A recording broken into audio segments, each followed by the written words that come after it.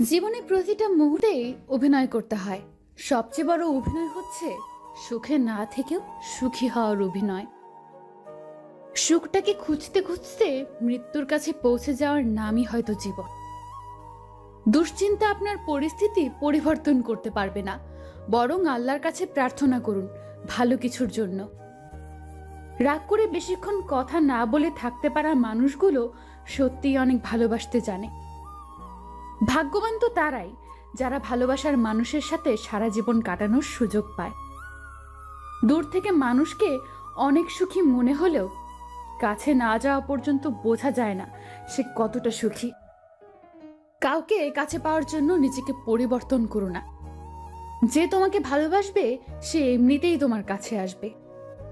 সম্মান পেতে হলে সম্মান করা শিখতে হবে। রাত হলেই বুঝতে পারবেন পৃথিবীতে আপনি মানুষটা কতটা একা। কেউ যদি তোমাকে হারানোর ভয়ে ছটফট করে তাহলে বুঝে নিও সে তোমাকে অনেক বেশি ভালোবাসে। ধৈর্য এমন একটি গাছ যার সারা গায়ে কাটা, কিন্তু ফল অত্যন্ত মজাদার। কখনো কারো খারাপ না চাওয়া মানুষগুলোই সবার কাছে খারাপ হয়। জীবনে চলার পথে অনেকের সাথে দেখা হয়, কেউ বাস্তবে থাকে আর কেউ বা স্মৃতিতে রয়ে যায় আজীবন। একটা মানুষকে দেখে যতটা সুখী মনে হয় তাকে ততটা সুখী ভেবো না। খুব হাসি খুশি মানুষগুলোর ভেতরেই বুক ভরা চাপা কষ্ট থাকে। যদি কেউ তার আস্তে আস্তে জমানো টাকা দিয়ে তোমাকে গিফট কিনে দেয় তাহলে বুঝে নিও সে তোমাকে অনেক বেশি ভালোবাসতে জানে। কেউ আসবে ভেবে তার জন্য অপেক্ষা করা হলো বিশ্বাস, আর কেউ কোনোদিন আসবে না জেনেও তার জন্য সারা জীবন অপেক্ষা করাই হলো ভালোবাসা। হাতে হাত রেখে সবাই কথা দিতে পারে, কিন্তু সেই কথা রাখতে পারার মতো মানুষ পৃথিবীতে খুব কমই পাওয়া যায়। যে মন একবার ভেঙে যায় হাজার জোড়া দিলেও তা কখনো আগের মতো ঠিক হয়ে ওঠে না। এত চিন্তা করো না, সব ঠিক হয়ে যাবে, আমি আছি তো। এই কথাগুলো বলার মতো মানুষ সারা জীবনে থাকে না। মাঝে মাঝে মনে হয় জীবনে কিছু কিছু মানুষের সাথে পরিচয় না হলেই বোধহয় ভালো হতো।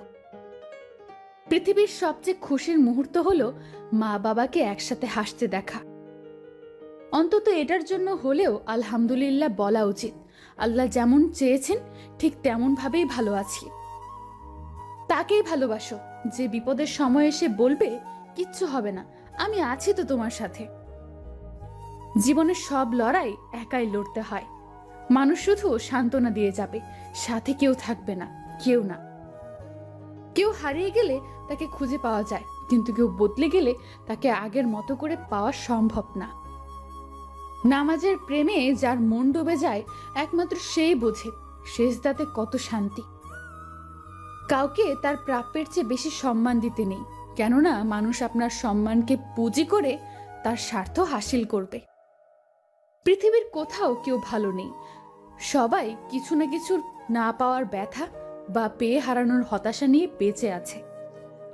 অনেক কথা বলতে বলতে হঠাৎ করে যদি কেউ চুপ হয়ে যায় তাহলে বুঝে নিও মানুষটা মনের অনেক গভীর থেকে কষ্ট পেয়েছে। একটা কথা মনে রাখবেন, আল্লাহর ভয়ে আপনি যা কিছু ছেড়ে দেবেন আল্লাহ অবশ্যই আপনাকে তার চেয়ে উত্তম কিছু দান করবে।